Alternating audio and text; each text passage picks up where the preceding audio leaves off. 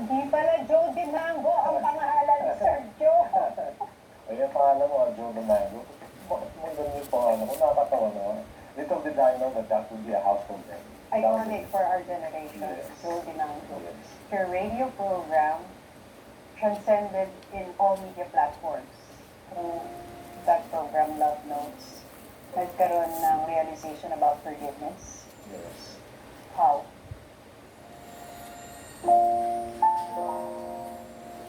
Iconic kayo sa amin kasi you are the voice we grew up listening to. Thank you. You made history because your radio program transcended in all media platforms. Ano po yung nauna? TV show or movie? Or book? Nagkaroon na ng radio program. Tapos nagkaroon na ng CBN and the records. Tapos, nag-CD pa! Cover the album pa talaga. si Miss Bergeta, she was still alive. She made a series of novels, pocket novels. And then starting publication came out with comics. And then BBC5, the late Mario Bros. Picked it up.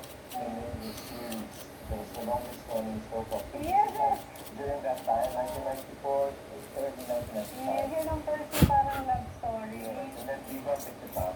Tito De Leon, Dela Cruz, Leo Reyes, Gaya Estrada, Lamas, and The movie.